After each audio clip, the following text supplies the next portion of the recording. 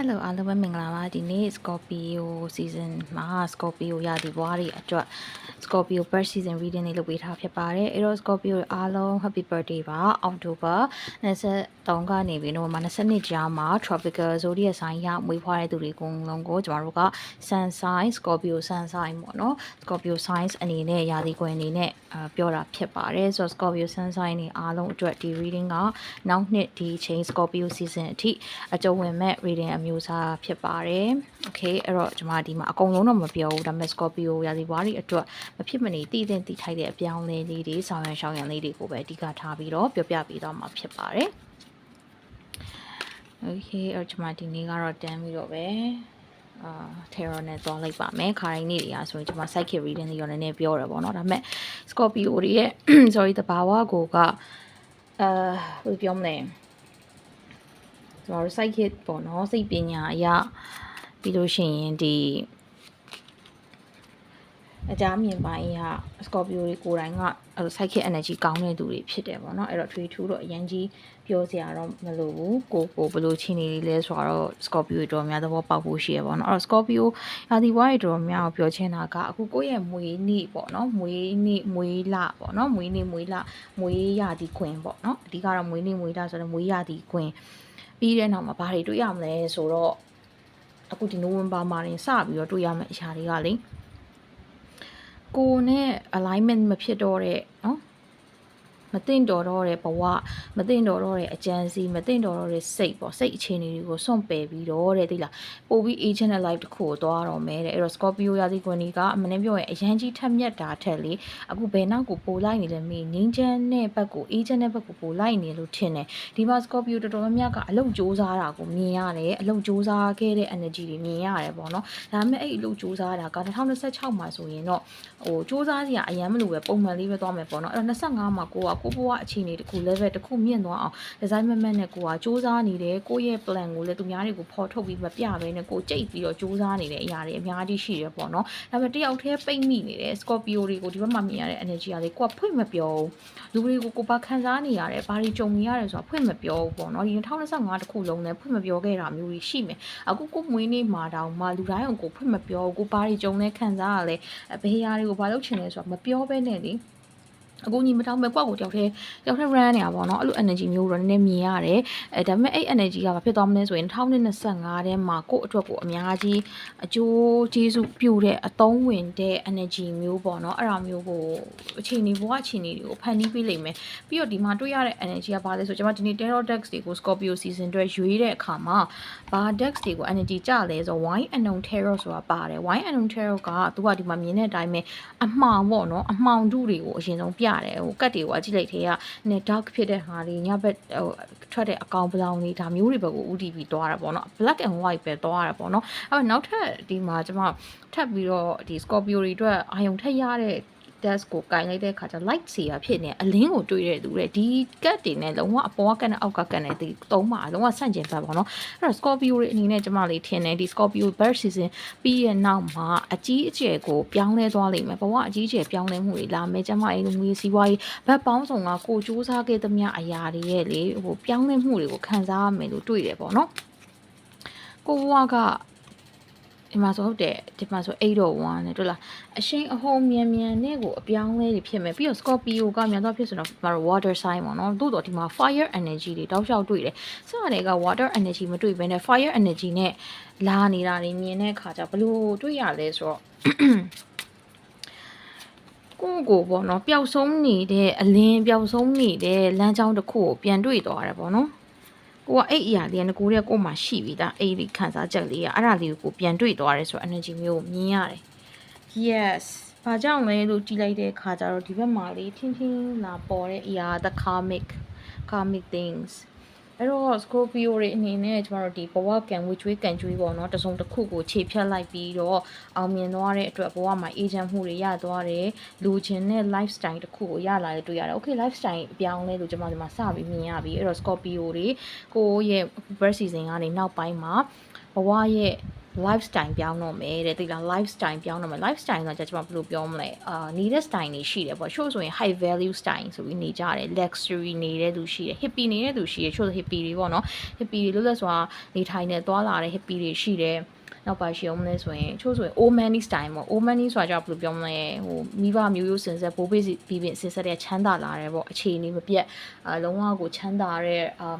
rich ဖြစ်တဲ့မိသားစုပေါ့နော်အဲ့ကနေလာတဲ့ဝစားစင်မှုပုံစံချို့က antique ပေါ့နော် antique ဖြစ်တဲ့ရှေးဟောင်းပုံစံ vintage ပုံစံ slow living เนาะအခုဆိုရင်ပြောနေကြဖြည်းဖြည်းနည်းနည်းလေးနဲ့တနေ့တာကိုစပြူတဲ့ slow living ဘယ်လိုဖြစ်ဖြစ်ကိုယ့်ရဲ့ lifestyle တခုက Scorpio တွေအတွက်ပြောင်းဖို့တော့ရှိတယ်အရင်တော့ Scorpio တွေတော်တော်လတ်နဲ့ home night ကျအလုပ်လုပ်တဲ့သူဆိုလို့ရှိရင်ဒီ birth season နောက်ပိုင်းမှာကိုယ်အေးစိတ်လုပ်တဲ့ဘိုင်းကိုပို့ပြီးတော့ရောက်လာမယ်အရင်တော့ကိုယ်အေးသမားနှင်းနှင်းသမားဆိုဒီ birth season ပြီးရတဲ့ Scorpio က home night ဆိုအလုပ်တွေအရန်လောက်ရလိမ့်မယ်ဒါဆို once energy ပေါ့နော် 501 801ပေါ့နော်ခတ်တော့ကိုအလုပ်လောက်ရလိမ့်မယ်ခါတိုင်းလူတွေနဲ့စကားအခြေတင်ပြောရတာမကြိုက်တဲ့ Scorpio ကစကားတွေပြောချင်ပြီးချချင်လုပ်ချင်လာလိမ့်မယ်ချမယ်ဟဲ့လုပ်မယ်ဟဲ့ပြောမယ်ဟဲ့ပြောပြမယ်ဟဲ့ဒါမျိုးတွေဖြစ်လာတယ်ပေါ့နော်အချို့ team နဲ့အလုပ်မလုပ်နိုင်တဲ့ Scorpio တွေအခု birth season ပြီးတဲ့အခါမှာကိုယ့် team နဲ့အလုပ်လုပ်နိုင်တာအချို့အလုပ်ရှောက်ချင်တဲ့အလုပ်ငန်းခွင်နဲ့ပတ်သက်ပြီးအလုပ်ထွက်ချင်တယ်ပေါ့နော် Scorpio တွေအလုပ်ကဟိုထွက်လို့မရသေးဘူးပေါ့ပြီးခဲ့တဲ့လတွေတော့အခု Scorpio season ပြီးတဲ့အချိန်မှာအလုပ်ထွက်ပြတ်သွားတာမျိုးတွေအချို့ဆိုအလုပ်ထွက်ပြီးတော့ကိုယ့်ဘက်ကို business ကိုယ်ပိုင် business ထားလုပ်တာမျိုးတွေနော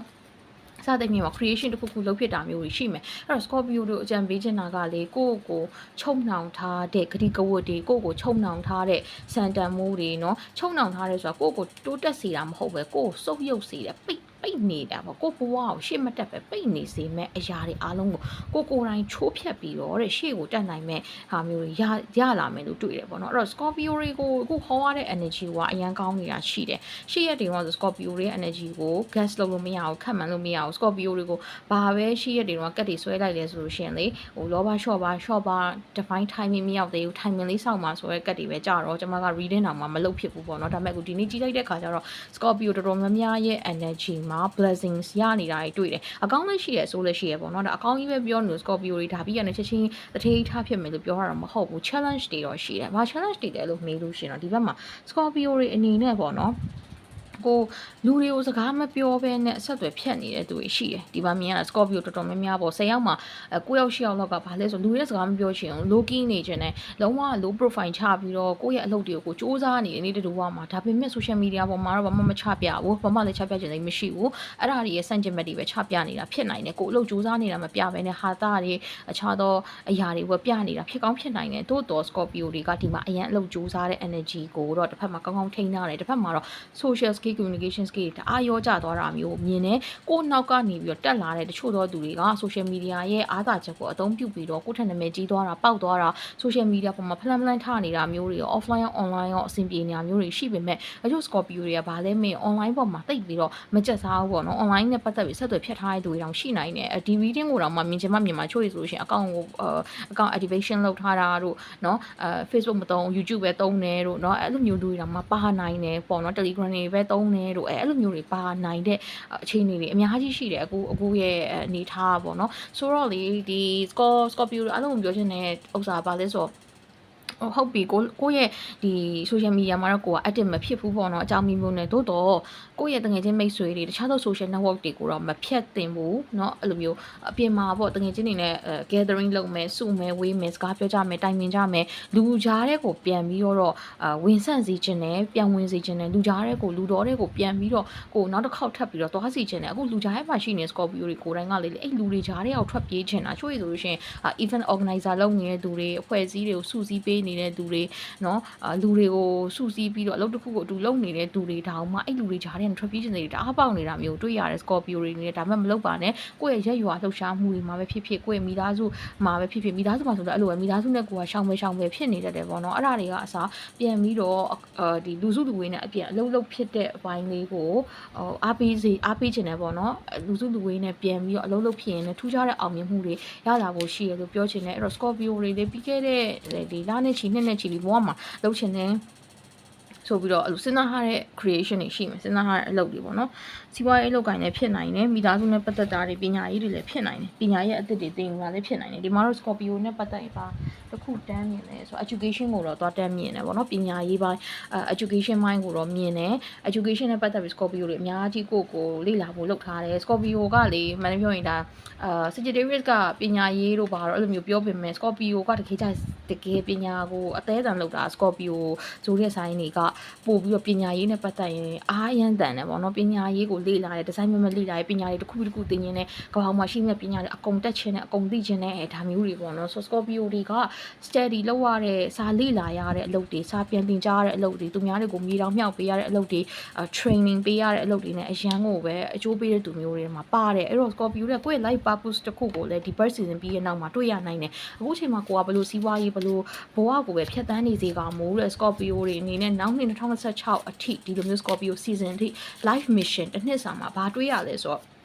လူတွေကိုပြုစုပေးထောင်ပေးရမယ်လူတွေကို training ပေးရမယ်ကိုယ့်ကိုယ်လည်း training ပေးရမယ်အဲ့တော့နှစ်မျိုးလာမယ် Scorpio တွေကိုယ်တိုင်ကိုယ့်ကိုဘဝကို training ဆင်းတဲ့ကာလရောက်ရင်ရောက်မရောက်သူများကိုပတ်မိုးကူနေပြီး training ဆင်းပေးပြီးမြေတောင်မြောက်ပြီးတော့သင်ကြားပေးရတဲ့ lifestyle တစ်ခုကိုရောက်သွားမယ်ပေါ့နော်အဲ့တော့ lifestyle ပြောင်းလဲရှိတယ်ကိုယ်တိုင်လေ့လာမှုတွေနဲ့ကိုယ့်ကိုဘဝရဲ့အကြောင်းသားတယောက်လိုသဘောထားပြီးဆက်ဆက်ရရမှာသင်ယူပြီးတော့ကိုယ့်ဘဝကိုတစ်ဆင့်မြင့်စေတဲ့เนาะမြင့်တက်သွားမယ့်ပုံစံလေးမြင်ရတယ်သူများတွေကိုသို့မဟုတ်သူများတွေကိုသင်ကြားပေးနေရတဲ့ပုံစံတစ်ခုကိုလည်းမြင်ရတာမျိုးရှိတယ်ပြီးတော့ထူးခြားချက်အနေနဲ့ဗာတွေ့ရလဲဆို Scorpio တွေကလေဒီ2026ရဲ့ဒီအခြေပေါ့နော်ဆို2026နောက်နေ့ဒီလို birth season အထီကိုလေအချစ်တွေကဘယ်နားရောက်နေလဲတော့မသိဘူးကျွန်တော်ဒီမှာအခြေရင်းနဲ့ပတ်သက်ပြီးတော့တစ်ချက် check လိုက်တဲ့ခါကျတော့နည်းနည်းအော်စရာလေးတွေတွေ့တယ် energy ကလေအချစ်ကိုစိတ်ကုန်နေတာအချစ်ကိုပဲကြောက်ပြီးတော့เนาะပြေးချတာလားအချစ်ကပဲကြောက်သွားတာလားအချစ်ကပဲမလာတာလားဒါမှမဟုတ်အချစ်ကိုညှင်းပယ်လိုက်တာလားပေါ့နော် Scorpio ရင်းနဲ့ပတ်သက်ပြီးတော့အခြေနဲ့ပတ်သက်ပြီးအချစ်ကနေခဏခွင့်ယူလိုက်တာလားပေါ့အချို့ Scorpio တွေဆိုရင်အချစ်ကနေခဏအချစ်ကြောင်းကနေပြီးတော့ဒီနေ့အချစ်သင်ခန်းစာမတက်သေးဘူးဘဝသင်ခန်းစာတွေဘဝလက်ချာတွေပဲတက်မယ်ဘဝသင်ခန်းစာတွေဒီအလောက်ကိုင်းနဲ့ပတ်သက်တဲ့ဆရာမတွေအတန်းပဲတက်မယ်အခြေကြီးကတော့ဒီနေ့ roll on ထိုးကြောင်းပြေးမယ်ပေါ့အဲ့လိုမျိုးစဉ်းစားထားတာမသိဘူး Scorpio ရဲ့ energy နည်းနည်းတော့ရည်ရတယ်အခြေနဲ့ပတ်သက်ပြီးကျွန်တော်ဒီမှာမြင်ရတဲ့ energy ကလေစိတ်แท้ကိုလုံးမရှိတာသို့မဟုတ်ရှိတော်ညာလေအဲ့ဒီအရာကိုဟာအဲ့ဒီအကိစ္စအရာမပေးတော့တာပေါ့နော်အဲ့လို energy မျိုးတွေကျွန်တော်သွားပြီးတော့တွေ့ရတယ်of course ဒီမှာwhat being wrong နဲ့ကျွန်မဒီကက်လေးကိုဟိုဖြစ်မှာဆိုလို့တစ်ချက်လေးအုပ်လိုက်မယ်เนาะဆိုတော့ဒီဥစ္စာကကျွန်မတို့ဒီ TikTok တွေဟိုနေမှာ sorry ဒီ YouTube မှာတင်လို့ရှိရင်လူခန္ဓာကိုယ်ပုံနေဆိုရင်ကျွန်တော်ဟိုတင်လို့မရတာရှိအောင်မဒီလိုခန္ဓာဒီလိုဟာမျိုးပေါ့เนาะဆိုတော့နောက်လေးကျွန်မဒါလေးအုပ်ထားလိုက်မယ်ဆိုတော့ crystal နဲ့ကျွန်မ premium အုပ်နေရအဲ့ဒါတွေကရှိသမျှပစ္စည်းပေါင်း16000နဲ့ကျွန်တော်အဲ့ဒါအုပ်ထားရပါတယ် sticker လည်းမကတ်ချင်လို့ပါသိလား okay ဒီလိုဖိထားလိုက်เนาะ sticker လည်းကျွန်မမကတ်ချင်လို့sticker ကတ်ရင်လည်းဒီ terror တွေ oracle တွေအလှပြတ်တယ်အရင်ဒါမှမဟုတ် YouTube policy ကအဲ့ဒါတွေကမဖြစ်နိုင်ဘူး we been wrong နဲ့သိလား okay you are not your wrong ဆို okay အဲ့တော့ Scorpio ရဲ့မှာအခြေမြစ်တာတွေနဲ့ပတ်သက်ပြီးဒဏ်ရာရနေတာတော့ healing လုပ်ဖို့လိုနေတဲ့သူတွေအခုဒီ2025 Scorpio season ကနေနောက်နှစ်ဒီချိန်ထိပေါ့နော်ချို့ဆိုရင် Scorpio တချို့ဆိုရင်အသေးကွဲနေတာအချို့ဆိုမိသားစုနဲ့ပတ်သက်ပြီးတော့เนาะအခြေရဲ့အကြောင်းနားလည်သွားတာချင်းမြစ်တာနဲ့ပတ်သက်တဲ့ခံစားချက်တွေကိုသဘောပေါက်သွားတာမျိုးလေးတွေတွေ့ရတယ်เนาะအဲ့ဒါကြောင့်မို့အချက်နဲ့ပတ်သက်ပြီးတော့တော်တော်လေးကိုစိတ်လျှော့လိုက်တာတွေလည်းတွေ့နေရတယ် responding not reacting နဲ့ the only control we have is in how we respond to the hand we are dealt ဟုတ်လားအဲ့တော့ Scorpio တွေကလေအခြေအနေနဲ့ပတ်သက်ပြီးတော့မိသားစုကိုပဲဘယ်လောက်ချစ်သူကြီးသားပဲဖြစ်ဖြစ်တငယ်ချင်းပဲဖြစ်ဖြစ်သူတို့နဲ့အဆက်အသွယ်လုပ်ရတာတွေကိုစိတ်ပင်ပန်းသွားသူတို့ချစ်ရတာတွေသူတို့နားလည်ပေးရတယ်စိတ်ပင်ပန်းသွားတာပေါ့နော်စိတ်ပင်ပန်းရင်ထဲမှာempty ဖြစ်နေရင်ထဲမှာအခုခံစားရတဲ့ energy ကဘာလဲဆိုရင်လေဗလာကြီးဖြစ်နေဗလာကြီးပြီးတော့ဗလာဟင်းလင်း Scorpio တွေရင်ထဲမှာတခုခုကလေဟင်းလင်းဟာလာဟင်းလင်းဖြစ်နေတယ်ကျွန်မခံစားရတယ်အဲ့ဟာလာဟင်းလင်းဖြစ်နေတာကဘာလဲဆိုတော့တချို့တွေတကယ်ကိုပဲဒီကိုယ့်ရဲ့စိတ်ထင်ရာတွေကိုကုစားနိုင်တော့လို့နော်ဟိုးရှေ့ပိုင်းမှာတော့ကြုံနေရတဲ့ဘဝရဲ့စီးပွားရေးလူမှုရေးကျမကြီးအစစရစိတ်ထင်ရာတွေကိုကိုကုစားလိုက်တော့လေဒဏ်ရာတွေရင်ထဲမှာမရှိတော့တဲ့ခါကျတော့ဟောင်းကြီးပေါ့နော်လုံးဝကိုဒါကြီးကဖွင့်ထွက်ပြီးတော့ဒီတိုင်းဟောက်ပတ်ကြီးဖြစ်ပြီးကြံခဲ့တာပေါ့ okay အဲ့ချိန်မှာဆက်ပြီးကျွန်တော်တို့အရင်ကြီးကြည့်တာကနောက်တစ်ချိန်တန်ရာမရအောင်စူးစမ်းရမယ် Scorpio တွေနောက်တစ်ချိန်တန်ရာမရအောင် try ရမယ်နောက်တစ်ချိန်တန်ရာမရအောင်ပို့တက်ရမယ်အဲ့နော် okay ချုပ်ရမယ်ပို့တက်ရမယ်စိတ်ကူရမယ်ထပ်ပြီးတော့ healing ဆိုပေမဲ့ထပ်လောက်ရအောင်မယ်နော် အချို့ကြတော့လေတိတ်မကြခင်မှာလောလောလတ်လတ်ကိုနာကျင်မှုတွေနဲ့ကြုံထားရတဲ့ Scorpio တွေကိုမြင်ရတယ်မိသားစုကိုဆုံးရှုံးထားတာတကယ်ချင်းမိတ်ဆွေတွေကိုဆုံးရှုံးထားတာအချို့ရဆိုလို့ရှိရင်လေရှင်ခွဲမဟုတ်ပဲနဲ့ဒီမှာအားကြောင့်အချင်းနဲ့ပတ်သက်လို့တွေးလိုက်တယ်ဆိုရင်ချစ်ချင်းမြတ်တာတန်ရုံးဒီမှာရှင်ခွဲမဟုတ်ပဲနဲ့ကွယ်လွန်မှုတည်ဆုံမှုနဲ့ပတ်သက်ပြီးတယောက်ယောက်ကိုလည်းလက်လွတ်ထားရတဲ့ပုံစံမှာရှိတယ်ကိုအကြိုက်ဆိုကိုရဲ့ idol တယောက်ဆုံးသွားလို့ကိုအမျိုးတွေကတယောက်ဆုံးသွားလို့ကိုချစ်တဲ့လေးစားတဲ့သူတယောက်ဆုံးရှုံးသွားလို့ကိုချစ်တဲ့အရာတစ်ခုเนาะအဲ့ဒါတစ်ခုဒီဆုံးချင်းအဖြစ်ပြီးစီးသွားတဲ့အတွက်ကြောင့်မလို့နာကျင်နေတဲ့ Scorpio တွေကိုလည်းဒီဘက်မှာမြင်ရတယ်အဲ့ဒါကြောင့်မို့အခြေအနေနဲ့ပတ်သက်ပြီးလေလုံးလုံးကြီးကိုအဖေကလည်းဆိုလိုက် short ထားတာတန်ရုံးစင်နေနဲ့ပတ်သက်ပြီးတန်ရုံးစင်ဆက်မတွဲလို့တော့တာမျိုးတွေကိုလည်းမြင်နေရတယ်သို့တော့တဲ့ဒီက2026ထဲမှာကြာရပါဖြစ်မလဲဆိုလို့ရှင်ခံတော့ခံစားရမယ်အခုဒီ Scorpio Birth Season ပြီးတဲ့အချိန်ထိကိုရှင်ထဲမှာတမျိုးလေးတွေပေါ့နော်ခံစားနေရတာလေးတွေရှိနေအောင်မယ်သို့တော့2026နောက်နှစ်ဒီအချိန်ကာလမှာတော့ဖြည်းဖြည်းချင်းပြန်ပြီးကိုပူစားနိုင်နိုင်မယ်ကိုဘာကြီးဆက်လုပ်ရမလဲဆိုတာလည်းသိနိုင်မယ်ပေါ့နော်ဒီမှာဆိုရင်Eternal Gatekeeper acknowledge assert and protect what is right for you လေကိုအတွက်เนาะကိုအတွက်ဖြစ်လာမယ့်အရာတွေကိုကလုံးဝကိုကာကွယ်နိုင်လိမ့်မယ်သိလားဒီအရာကိုအတွက်ဖြစ်လာတာကိုလက်ထဲမှာရောက်ရမယ်တီးပွင့်ရမယ်အောင်မြင်မှုအဲ့အရာကိုသူများတွေကိုလည်းလူသွားတာတို့เนาะသူများတွေကြောင့်ဖြစ်စည်း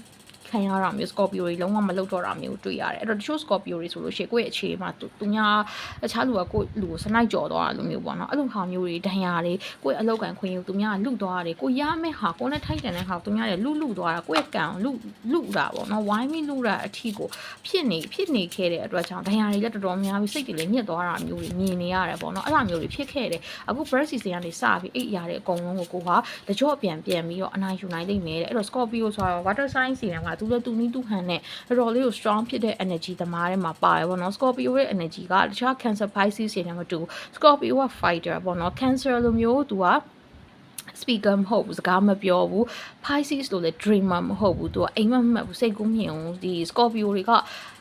ဒီဟိုမှာဆိုလို့ရှိရင်အဲ့ဆိုင်နေတယ်မှာဆိုတော့ Capricorn နဲ့လည်းဆင်တယ် Scorpio ရဲ့ type က Capricorn နဲ့တော်တော်လေးဆင်တာမျိုးရှိတယ်စ조사တယ်အားတန်တယ်ခိုင်မာတယ်တိုက်ခိုက်နိုင်တယ်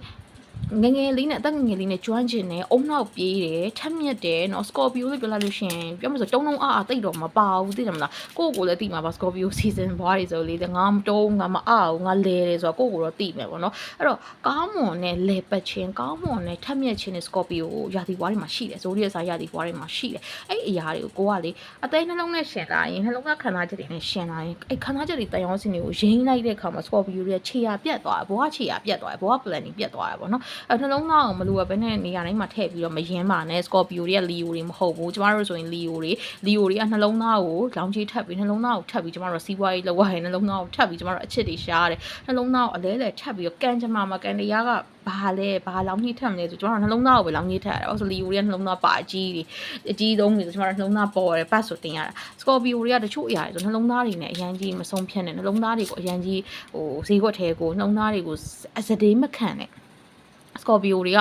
နှလုံးသားကြီးနဲ့မဆိုင် Scorpio တွေကဘာလဲမင်း action လောက်ရက်တွေကိုယ့်ရဲ့လောက်ရက်တွေပေါ့နော်အဲ့တော့စိတ်ကံအားချက်တွေမဟုတ်ဘဲနဲ့လက်တွေ့ကြတဲ့ logical ဘိုင်းနဲ့ပတ်သက်တဲ့လက်တွေ့ကြတဲ့လောက်ရက်တွေနဲ့ကိုယ့်ရဲ့ကံကြမ္မာကိုလောင်းကြီးစားကြီးထည့်ရတယ်ကိုယ့်ရဲ့ကံကြမ္မာကိုပုံဖော်ရတာဖြစ်တယ်တဲ့နော်အဲ့ဒါကိုလည်းဒီဘက်က reading energy ရတော့ကျွန်မတွေးရတယ်အဲ့သဘောတရားတွေအကုန်လုံးကို2026နောက်နှစ်ဒီချိန်ရောက်တဲ့ခါအထိ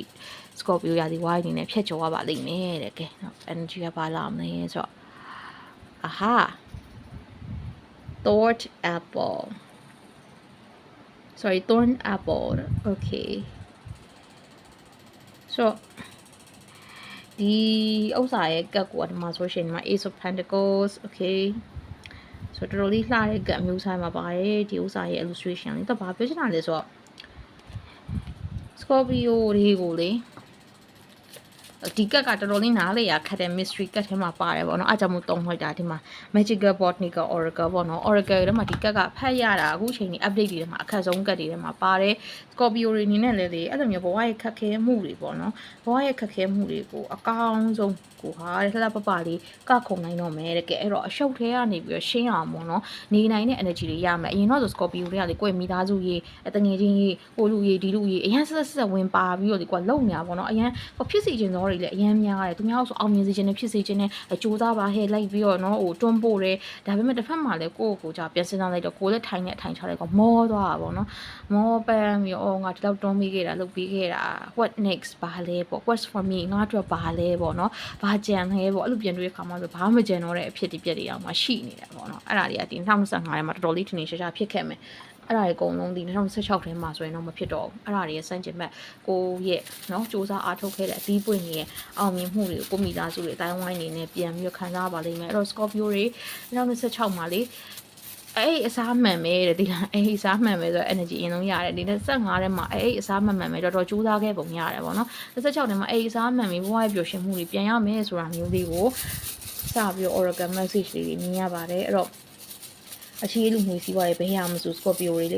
ေကိုယ့်ရဲ့အစွမ်းကိုယုံမှာတလားကိုဘယ်လောက်လုံးနိုင်ကိုင်းနိုင်အစွမ်းရှိလဲဆိုတာကိုရှိပြီးသားပေါ့နော်အဲ့ဒါတွေကိုယုံမှာတဲ့ okay here we go